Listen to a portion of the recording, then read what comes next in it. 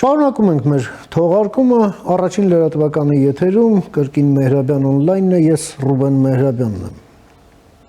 Սուրբ Ծննդյան ընթառաջ կարևոր իրադարձություններ տեղի ունեցան Հայաստանում և հայ առաքելական եկեղեցում։ Հունվարի 4-ին էր վարչապետի նստավայրում, ինչպես հայտնի է, 10 եպիսկոպոսներ և արքեպիսկոպոսներ վարչապետի հետ միասին փաստաթուղթ կազմեցին և ներկայացրեցին եկեղեցու բարենորոգման մասին։ Ամսի 5-ին ճրագալույցի պատարագ էր տեղի ունենում բոլոր հայոց եկեղեցիներում, սակայն այդ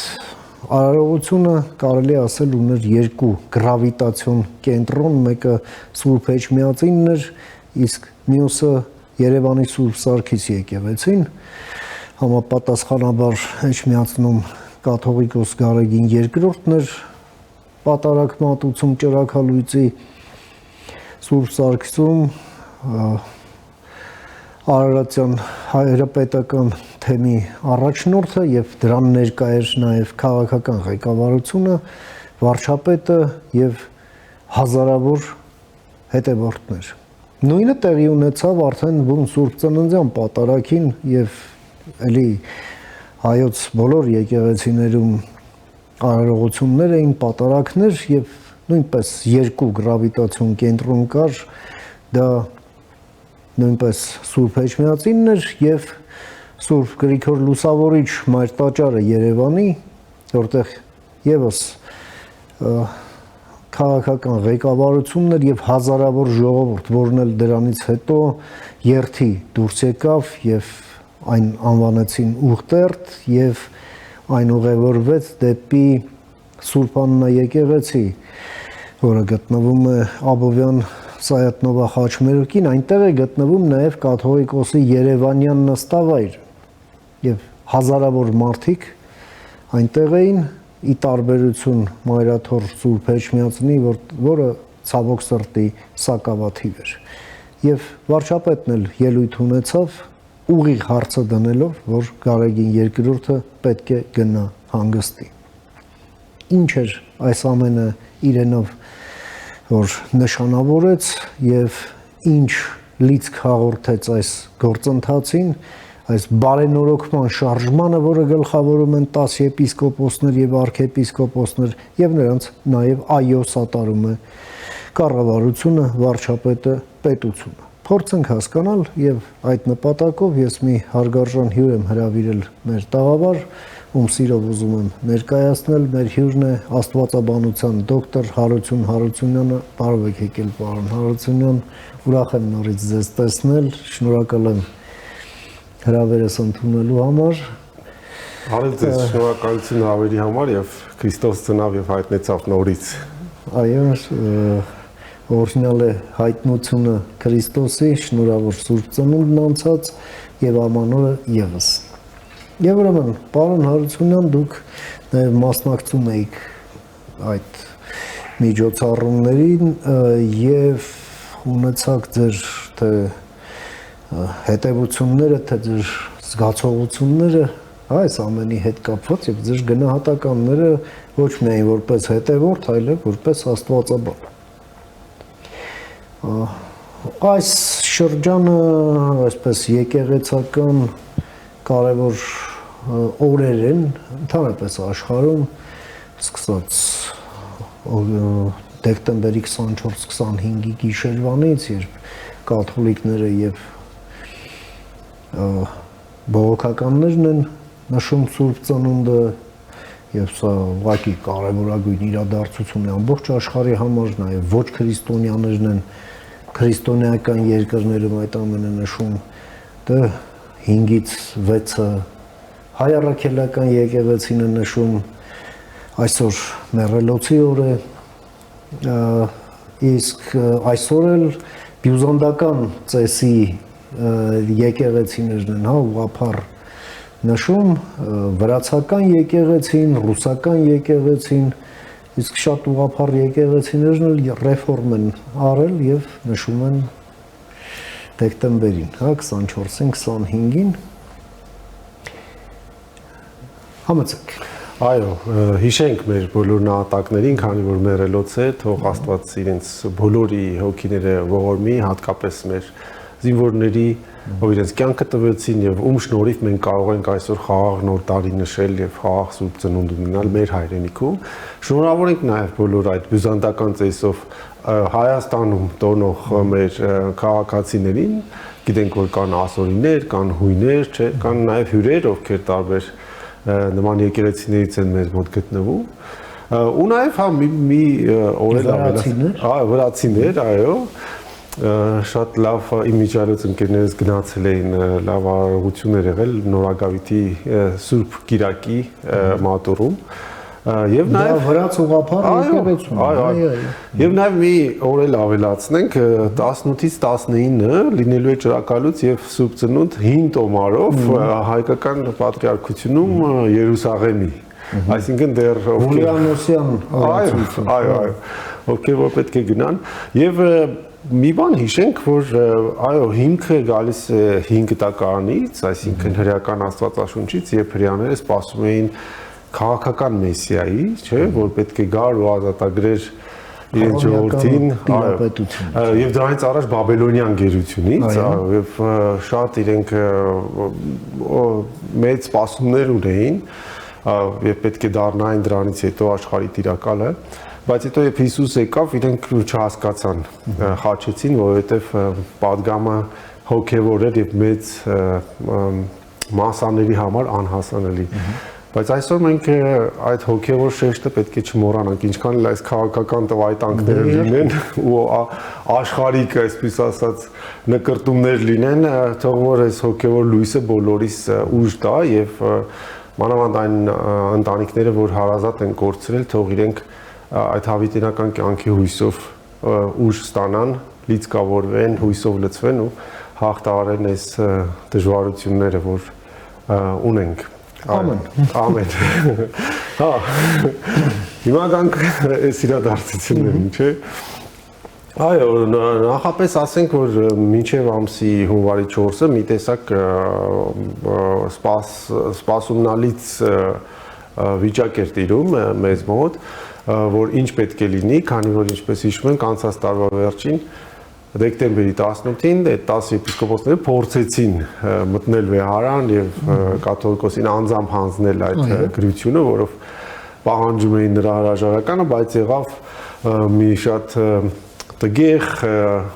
չասեմ ընդունելություն, այլ տգեղ փորձ բախում առաջացնելու մեր ժողովրդի մեջ եւ դա արեց Կտրիչ Ներսիսյանը եւ ես որ ուսումնասիրում էի իրենց սոցցանցերը տեսնում էի ասես մի տեսակ հաղթական ոգի էր տիրում իրենց ճամբարում որ մենք մերն արեցին այո մեր չգիտեմ ժողովրդով մեր տղաներով եւ այլն sense բաներ այսինքն այդ հոգեվոր համեստության լրիվ հակառակ ինչ որ մի հատ այդ կոլեկտիվ մեծ ուռճացված էգոյի ներկայացում տեղի ունեցավ բայց ամսի 4-ին շատ հստակ արդեն ուրվագծվեց ճանապարհային քարտեզը, որը ընթերցեց մեր երկրի վարչապետը եւ ստորագրեցին ինքը եւ 10 եպիսկոպոսները եւ հիմա նաեւ պետք է ավելացնենք, որ ավելացավ իրենց նաեւ Գուսան ծայրագույն վարդապետը Շվեյցարիայի հայ համայնքից իբրև տեղի առաջնորդական տեղապահ, հա։ Եվ իրենք հստակ նաեւ նշեցին այդ նախաբանում, թե ինչ կարելի ասել արդեն լուրջ խնդիրներ կան ու հանցագործություններ կան իդեմս այդ հիբրիդային պայքարի մասնակցության եւ արտաքին ուժերին ծառայելու եւ ես կարծում սա ունենալու է շատ հստակ արդեն հետևանքներ այսինքն բարեկարգման շարժումը սկսվեց պաշտոնապես եւ եղավ ինչպես ասեցիք դուք Ճրակալույցի պատարակ, հետո նաև եղավ Սուրբ Ծննդյան պատարակ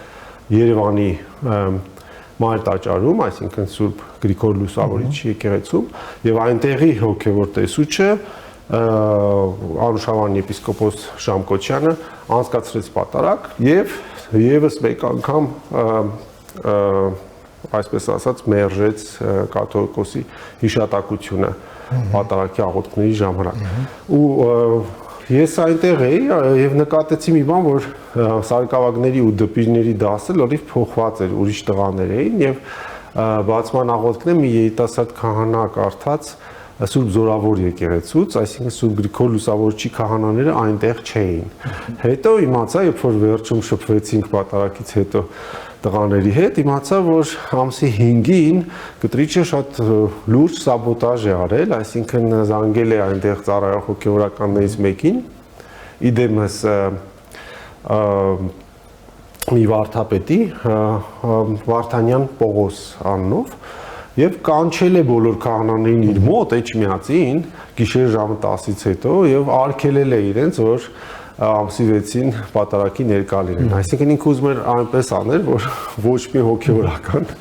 ներկա չլիներ եւ կառավարության հետ միասին չաղոթեին եւ չանեին պատարագ։ Այսինքն կանոնական շատ խիստ խախտում է արել, շատ լուրջ, որ եպիսկոպոսի որոշմանը դեմ ինքը փորձել է այդ քահանաներին դուրս պահել,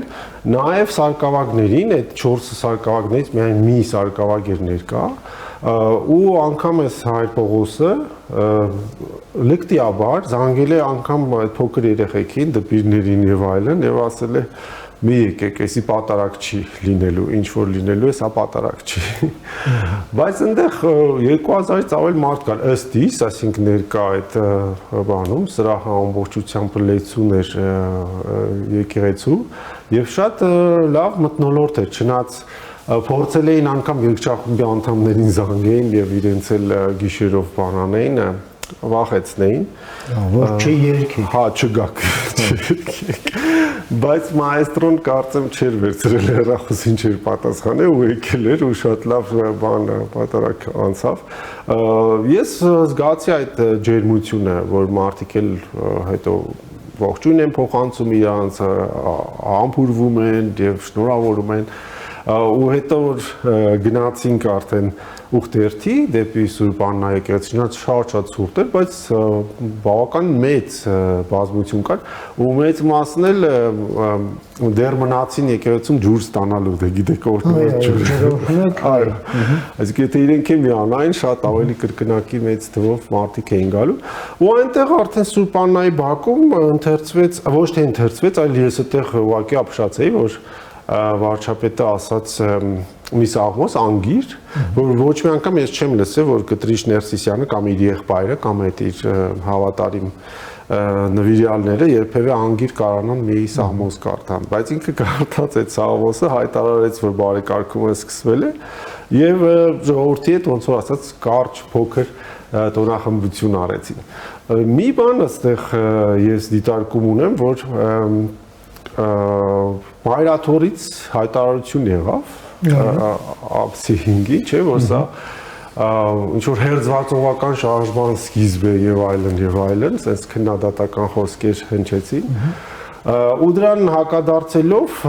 Նիկոլ Փաշինյանն էլ իր խոսքում Սուրբ Աննա եկեղեցու բակում ասաց աղանդը ոնց որ դուք եք կամ հերձվածը դուք եք։ Ես այդտեղ մի շտկում կդնեի, որ չի կարելի էլի ասես մեկը մեկին մեղադրել ասել դու աղանդավոր ես, դու հերձվածող ես եւ այլ ուղղակի պետք է ասել, որ ով է առաջացնում այս հերձվածը, այսինքն ով է պարակտում մտցնում մեր մեջ, չէ՞, որովհետեւ այս եպիսկոպոսները, արքեպիսկոպոսները փորձել են գնան, խոսել եւ հոգեոր խորհրդին ներկայացնել, բայց դա մերժվել է։ Դրանից առաջ ամսի 10-ին, 12-ին պետք է լիներ դեկտեմբերի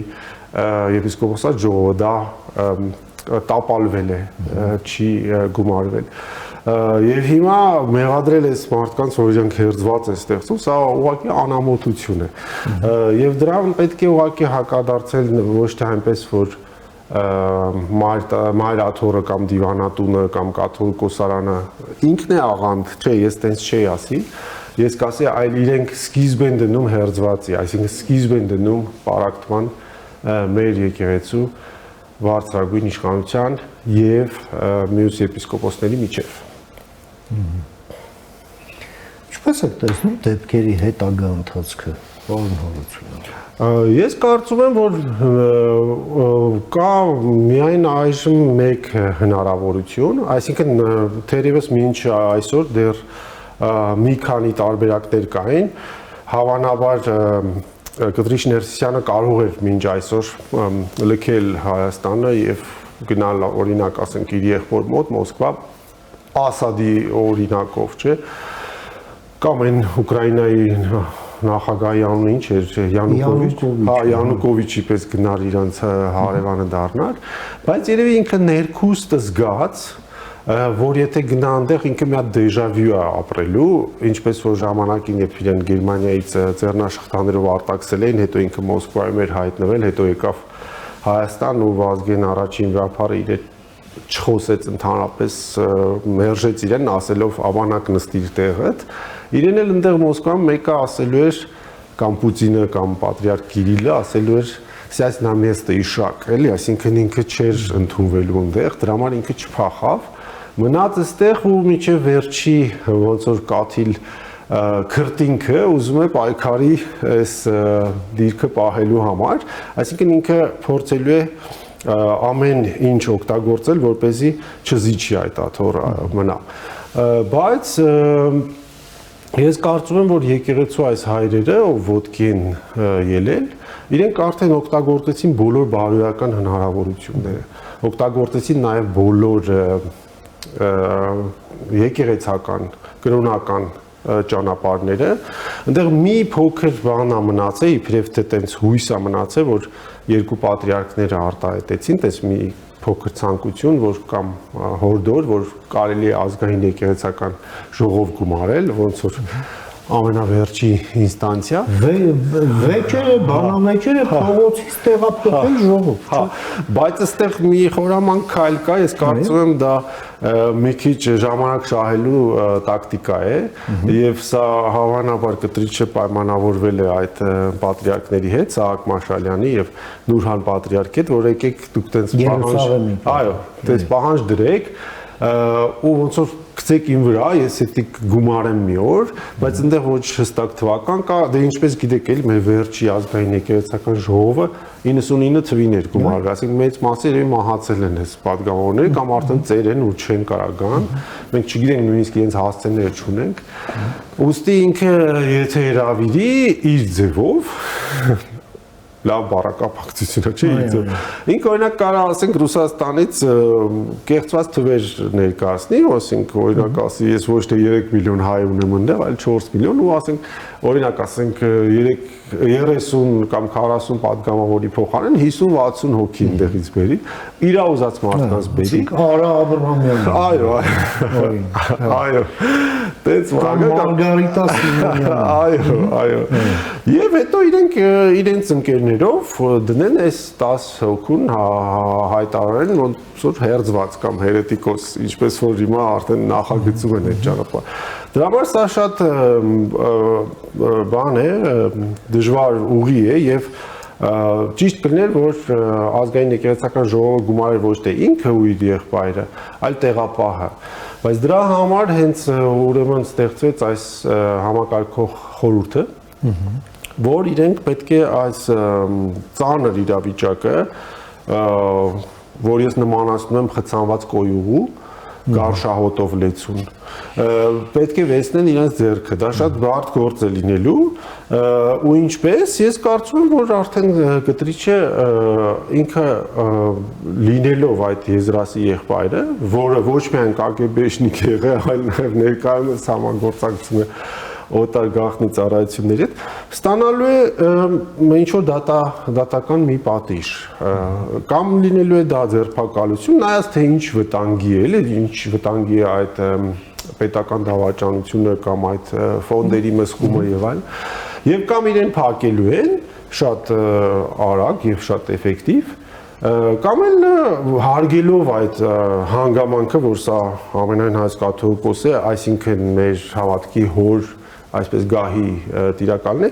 իրեն տալու են տնական կալանք, տնային կալանք, ինչպես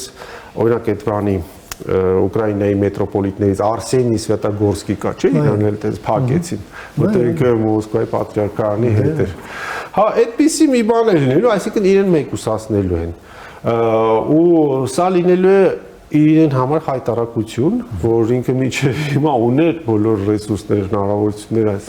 կոնֆլիկտը շտկելու, բայց չարեց։ Պարոն Հարությունյան, լավ, հիմա ինքը այսպես դրած համառում է ոչ միայն հանգստի չգնալու առումով, այլև այսպես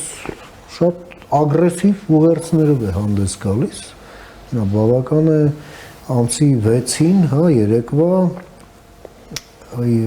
իր այդ Սուրբ Ծննդյան ուղերձը ընկերել եւ իր շրջապատից էլ որ նայեք հա համբերությունը անսահման չի չգիտեմ կացինը կբերեմ ծառներդ կկդրեմ մոտավորապես հիմա ասում եք քրեական գործ եւ այլն բայց այստեղ շատ կարեւոր է լեգիտիմության խնդիրը, հա, հետագա քայլերի, որ առանց կամովին հրաժարականի դժվար է պատկերացնել։ Ոնց եք հենց աստվածաբանական տեսակետից լեգիտիմություն, էլի նկատի ունեմ։ Որովհետև սա ի վերջո միակ այսպես իրավամբ համահայկական կառույցն է, հա, որը միավորում է Հայաստանի քաղաքացիներին եւ աշխարհում մեկ սփռված հայությանը, ուրիշ չկա կապով ուղղակ, էլի։ Մենք ասենք խզում մտցնենք Հայաստանի եւ Սփյուռքի միջև էլ ավելի, հա, իրար դադարենք հասկանալ եւ այլն։ Համեցեք։ Այո, շատ լավ հարց է սա, եւ նայեք, գիտեք խնդիրը ինչ է, որ մենք շուրջ 200 տարի ռուսական վերահսկողության տակ ենք եղել իբրև եկեղեցի։ Միայն երևի 1918-ից 21 թվականները, որ առաջին հանրապետությունն ենք ունեցել, այդ ժամանակ ենք անկախացել, ու մեկ էլ Վազգեն Վրապարի վերջի տարիներից, ասենք 89-ից մինչև 99 թվական, երբ Գարեգին առաջինն էր կաթողիկոս, բայց այս ստատուս կվոն փոխելը շատ դժվար է, ու երկրորդ ստատուս կվոն էլ ինչն է, որ ինքը sense Լուկաշենկոյի նման կամ Ալիևի նման ինքը տոտալիտար միապետ է արդեն 26 տարի, որ ինքը սրանից չի կարող հրաժարվել ու նաև այդ իր փոքր մունետիկները կամ իր ես իրանց ասում եմ կամազուր քշերեփուկներ չեն պատկերացնում կյանքը, որ առանց այս մեկ իրան ասում են պապիկը չգիտեմ ինչ sense են խոսում, ոնց պետք է ապրեն։ Բայց պետք է ուրեմն այդ բոլոր փաստերը բացել եւ հստակ ներկայացնել հանրությանը, թե ինչ իրավախախտումներ է արել այս անձը ու կապ չունի այդ հանգամանքը, թե ինքը ինչ ստատուս ունի, այսինքն ինչ եկեղեցական աստիճան ունի, նույնը ոնց որ մյուս arczepiskoposները, որ հիմա բանտում են, չէ՞, եթե իրանք իրավախախտում են արել, պետք է գրեն դրա բանը պատիժը կամ ասենք պետք է պատասխան տան իրենց արածի համար։ Օրենքը պետք է կատարվի, այսպես ասած։ Այո, բայց այստեղ դուք շատ ճիշտ հարց եք բարձրացնում, որ թե Սփյուռքից եւ նաեւ թե ներսից մեր Հայաստանում մեր որոշ հոգեվորականներից ու որոշ մտավորականներից ես ես մի լուրջ բան եմ տեսնում, ոնց որ թաքնված մի տեսակ sense բարեպաշտություն եմ տեսնում, որ Կեղծ բարեպաշտ։ Այո, որ ոմանք ասենք լինելով, չգիտեմ, համասանի դասախոս կամ էսի ինչ կամ մեկը կարող է նույնիսկ ներկանալ կրոնագետ, ես երեք եթերում է տեսա մի հյուր, որ ինքը այդ բանն ասում կեղծ թեզ այսպիսի, որ բոլոր այս նվիրապետական աթոռները պետք է համաձայնվեն, այսինքն Անտիլիասն է պետք է համաձայնվի, որովհետև Կիլիկիո կաթողիկոսն է օծել այս բանին, չէ, կտրիչին, ուրեմն ինքն է պետք է համաձայնություն տա։ Տես բան չկա։ Երբևէ Կիլիկիո կաթողիկոսությունը հոգևոր ենթակայության տակ չի եղել մայրաթոռին։ Այսինքն մենք երկուսս էլ աուտոկեֆալ, այսինքն սեփական գլուխ ունեցող եկեղեցիներ ենք։ Այդպես ենք նաև գրանցված եկեղեցիների համաշխարհային խորհրդում ունենք մենք առանձին մեր պատվիրակությունները։ Եթե մեկը գնա, օրինակ այդ կրոնագետը գնա ու Անտիլիասի վարդապետներին կամ եպիսկոպոսներին ասի դուք մեզ ենթակա եք, իրեն կծաղրեն ամենակիչը կամ տենց պատասխան կտան 4 կոշտ կոպիտ, որ ինքը շատ կնեղվի։ Դրա համար պետք է շատ զգույշ լինել, որ այս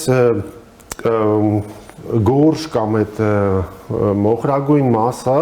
չկարանա էլի տենց պղտորել էս իրավիճակը։ Շատերը հիմա մեզ տենց են ներկայացնում, ոնց որ սևերի ու սպիտակների շախմատի խաղ է, ու մենք հավասարազոր ինչ որ ուժեր ենք կամ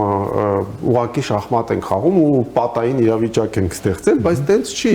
Դիմացի կողմը իրոք հանցագործ է։ Ու այդ հանցագործության մասին պետք է լինեն նաև հաղորդումներ եւ պետք է լինի քննչական կոմիտեի, ԱԱՑ-ի բաները, հետագա պարզաբանումները,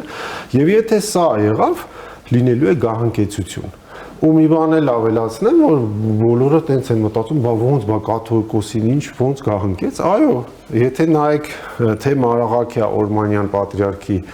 ազգապատումի մեջ եւ թե Վազգեն առաջին կաթողիկոսի ստեղծած օրացույցների մեջ անվանացանկը կաթողիկոսների մի քիչ կրճատված է։ Այն գահանկեցության դեպքերը, այդ որ կարճատև կամ երկատև ինչ-որ մեկ է եղել ու խախտումներ արել, շուրջ 10-15 հոգի են եղել կաթողիկոսներ, իրանց անունները ներառված չեն։ Այսինքն ոչ թե հիմա մենք ունենք 132-րդ կաթողիկոս, այլ հավանաբար 145-րդ մոտավորապես այսպես։ Սա պետք է մենք ժողովրդին փոխանցենք, էլի ներկայացնենք, որ սա եղել է եւ կարող է նաեւ հիմա էլ պատահել։ Ինչ է եղել նաեւ։ Այո, ոնց են արել գանկեց։ Այսինքն նախադեպային այսպես Եվ եթե կա ազգային դավաճանություն կամ ասենք ինչ որ տենց լուրջ ոնց ասեմ էլի ամենամեծ մեղքերից մեկը նաև մի օր մի վարդապետ հիմա ինձ ասեց դա սիմոնականությունն է սիմոնականությունը նշանակում է դու փողով պաշտոն ես առնում եկեղեցու ներսում այսինքն քահանա ես օծվում դրամով դա եղել է տես մի հատ Սիմոն Մոգ գործ կարակելուցի մեջ առաքյալներից փորձել է այդ Սուրբ Հոգու շնորհները դրամով առնի բայց ասում է հետո անիծեցին ինքը մահացավ հիմա այս կտրիչը գիտենք որ փողով առը չէ սա թորը բոլորը դրա մասին տեղյակ են որ Լուիս Սիմոն Մանուկյանը հետաքրքիր է չէ որ երկրորդ անունը Սիմոնա գնել այս պաշտոնը Վազգեն Սարգսյանից շուրջ 20 միլիոն դոլար վճարելով ու դրանից հետո ինքն էլ նաև որ եպիսկոպոսիկներ է երբեմն օծել ինքն է փողա պահանջել բարերարներից օրինակ Հրայր Հովնանյանը փողա տվել իր բարեկամներից մեկին որը հիմա եպիսկոպոս է Մայրաթորում այսինքն այս խնդիրը այս մենք պետք է ոնց որ լրիվ բացահայտենք էլի այս նաև դավանաբանական խախտումներ այո դա կոռուպցիա է եւ դա միանշանակ անընդունելի է եւ պետք է տանի իր կարգալուծության Պարոն Հարությունյան լավ ասենք դուք հետաքրքիր թեմա շոշափեցիք այդ եւս 10 թե 12 կաթողիկոսների, որոնք եղել են առաքելական եկեղեցու պատմության մեջ, որոնց ուղղակի պաշտոնազրկել են, հա, ինչ-ինչ խախտումների համար։ Այդ պատմությունները նախ հայտնի չեն հանրությանը, լայն հանրությանը, լավ այսպես ասենք, հա, որ մանգան գտնեն էլ բան չասեցի, բայց եւ այնպես, հա։ Մյուս կողմից էլ կարծեք թե հասարակության եւ եկեղեցու մեջ կոնսենսուս չկա, ասենք օրինակ Պապ Թագավորի հետ կապված։ Պետրոս Գետադարձի հետ կապված։ Չկա, ասենք, դա լավ բաներ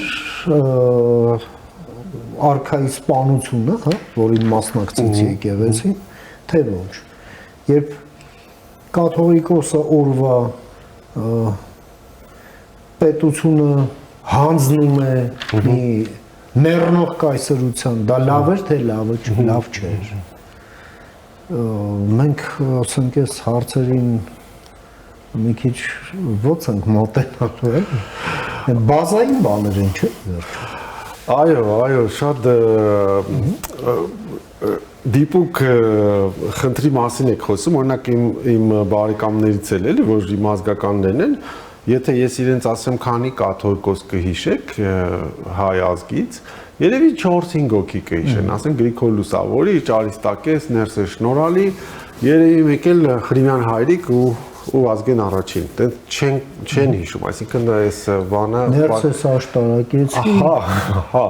պակասը կա իրանց մոտ, այսինքն իրենք չեն ուսումնասիրել ու այդ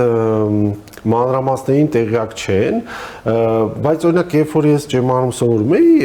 մեզ Խորեն Պալյանն էր պատմում, որ ինքն է վարդապետ ա եղել, բայց հետո գիտեք Լուսինե Զաքարյանի հետ ամուսնացել էր ու երկար տարիներ ինքը շարականագիտություն էր դասավանդում, ինքը ասեց հետաքրքիր էր, որ Վազգեն Վեհափարը ասեց լավ եկեք մի հատ նոր օրացույց կազմենք ու բոլոր կաթողիկոսների անունները թվականներով վերջում պետքա գրվի, չէ՞ ներկայացնի։ Երբ որ տենց կազմեցին, տենց մոտ 142 եղավ թե ինչ եղավ, բայց այդ 12-ը բանի պիտանի չէին, էլի, ասենց ասած, էլի, ոնց որ նույնիսկ անվան պատվաբեր էր, էլի, իրանց հիշել։ Իմիջիալոց նրանցից մի քանիսը նաև պարսիկ են եղել, որ Պարսկաստանի շահն է իրենց դրել։ Մեկի անունը Բրկիշո էր։ Այտենց մարդկանց ասում է, չէ, հանեք, էսով են այս մարդիկ, պետք չի այս ցանկի մեջ լե։ Հետո որ իջացրել են այդ թիվը, դարձրել են 130, ասել աբա ես ինչ սիրուն թիվ էր, ասել 130-ը ես կլինեմ, ասել թող մնացածը։ Այսինքն մեր մեջ նույնիսկ եկեղեցական տեսանկյունից այդ օբյեկտիվությունը նախ պետքա մենք ունենանք, որպես բան հոգևորական, որպես աստվածաբան ճիշտը պատմենք, այսինքն չխեղաթյուրենք էլի փաստերը, ուսումնասիրենք ու դա ճիշտ ձևով մատուցենք եւ նաեւ այդ համեմատականներ անենք, ինչ որ դուք արեցիք, որ հիմա նաև վարչապետը երկրի փորձեց մի քանի անգամ այդ բաները ցույց տալ, որ օտար կայսրությունում դու չես կարա էլի բան ընդունես, ոնց ասած, կարգ ընդունես ու հետո գաս որպես հայրենասեր ստեղ ինչ որ բաներ վաճառես, էլի։ Մանավանդ մենք գիտենք, որ ցարական Ռուսաստանի ժամանակ նախ մեր եկեղեցու անունը փոխել են, չէ՞, իրանք փոխանակ ասեն հայ առաքելական եկեղեցի, ասեն արմյանսկը, գրիգարյանսկը ցերկը։ Հիմա այս վերջերս մի քահանա այտենց մեղադրեց այս փաստաթուղթը, ասում է դուք ինչի եք գրում, որ Գրիգոր Լուսավորչն է հիմնադրել եկեղեցի Ինտերդատի հետ, չէ՞ որ դա Սուրբ Հոգին հիմնադրել ժամանակին Արաշիդամ, բայց տեսեք ոնց են ռուսները փոխել անունը։ Դարձրել են այսինքն բան ու մինչև այսօր էլ կան հայեր Ռուսաստանում ասում են լուսավորչական եկեղեցի, չէ՞, փոխանակ ասեն առաքելական։ Բայց ինչ են արել նաև բաների հետ, որ ասել են դուք չեք կարող ընտրեք կաթողիկոսներին, այլ դուք պետք է ուղղակի երկու տեխնացու ուղարկեք մեզ Պետերբուրգ եւ ցարը կորոշի։ Դրանցից որ մեկն է լինելու։ Ու շատ հարմար մոդել է այդ եղել, որ այստեղ հայերը պայքարել են, տենց ոնց որ ընտրել են ինչ որ երկու հոգու, բայց ուղարկել են այնտեղ ու ցարը ասել է, «Ա, չէ, ես մի հատ էլ ստուգեմ, մի հատ էլ զոնդավոր եմ, էլի, տեսնեմ իրանցից որ մեկը կծառայի ինձի լավ ձևով»։ Ու հաստատ ոնց որ այսօր FSB-ն է անում կամ KGB-ն է ժամանակին սովետի ժամանակ արել, իրենք էլ ստուգել են, թե ով կլինի մեր հավատարիմ բանը, ներկայացուցիչը։ Հետն էլ համել ընտրության դեմականացումը։ Հա։ Ու սա այս մոդելը եղել է նաև Օսմանյան կայսրությունում, սա եղել է նաև բյուզանդացիների կողմից է արվել, ժամանակին արվել է նաև Պարսիկ շահի կողմից, ու ես որ ասում եմ, մեկ-մեկ զարմանում են, ասում եմ, գիտեք այդ կաթողիկոս տիտղոսը ընդհանրապես ով է հորինել։ Այսինքն դա հա հունարեն բառա կաթոլիկոյի, չէ՞, այդ ընդհանուրի ոնց որ պետ, բայց առաջին անգամ էսի Պարսկաստանում շահերը տվել են այդ իրանց տեղի քրիստոնյա եկեղեցիների պետին, որպեսզի իրանք չգնան էլ Կոնստանդնոպոլսո պատրիարքի մոտ, հա։ Հետո այդ տիտղոսը նաև տվել են հայոց կաթոլիկոսին, հետո տվել են Աղվանից կաթոլիկոսին, այսինքն եպիսկոպոսապետին, հայրապետին։ Ու հետո նաև վրացիներին։ Այսինքն մենակ այսքան տեղն է էսի։ Ուրիշ տեղ նման կոչում չկա։ Նինա Գարսոյան կամ շատ լավ բան մասնագետ, եթե իր հոդվածները կարդաք, ու դա շատ հարմար է եղել, որ դու մի անձ ունես այստեղ, քո ձեռի տակ պատասխանատուն է ինքը այս բոլոր հարցերի, ու դու որպես օտար երկրի, ասենք, զավթող կամ ասենք, բան կայսր կամ շահ կամ չգիտեմ սուլթան գալիս ես ասում ես դե ես քեզանից պահանջում եմ էս ու դու պետք է իմ համար անես։ Նույնը ոնց որ այսօր բանը Վլադիմիր Պուտինը պահանջում է, ասում է դե պետքա մասնակցեք իմ այս հիբրիդային պատերազմին։ Ու սա անում է թե Ուկրաինայում, թե Վրաստանում, թե Մոլդավայում, թե Բալթյան երկրներում, այսինքն բոլորը սա գիտեն։ Շատ շնորհակալ եմ,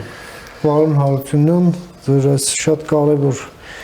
դիտարկումների, տեղեկությունների եւ գնահատականների համար, որ ներկայացրեցիք մեր հեռուստադիտողին եւ ժամանակ հատկացրեցիք մեր եթերին։ Այս թեմաները մենք պահում ենք եւ պահելու ենք ուշադրության կենտրոնում եւ պարբերաբար դիմենք ձեզ մեկնաբանության համար։ Ես եմ մի բան կներեք, շնորհակալ եմ ավելացնեմ վերջի խոսքս, հետաքրքիր բանի մայիշեցի, հիշում եք այդ 90-91 թվականներին, որ երիտասարդ տղաներ կային, պարտիական տոմս էին ստանում Կոմկուսից։ Տեսել եք, որ մեկ էլ իրենց մեկը համոզում էր, ասում էր, եկեք կոմունիստները վերադառնալու են, եկեք դառեք ռայկոմի քարտուղարի օգնական, չգիտեմ ինչ։ Այս վիճակն է հիմա մեր մոտ։ Ցավոք սրտի։ Դե ինչ Միշտ նոր հանդիպում, պարոն Հարությունյան, շնորհակալություն։ Ամենք զրուցեցինք մեր գործընկեր աստվածաբանության դոկտոր Հարություն Հարությունյանի հետ, քննարկեցինք հարցեր կապված հայ առաքելական եկեղեցում եւ եկեղեցու շուրջ տեղի ունեցող վերջին իրադարձությունների հետ։ Այսօր թերևս այսքանը, հարգարժան տիկնակ եւ պարոնայք, կհանդիպենք արդեն վաղը, խաղաղություն եւ բարի նույն ձեզ։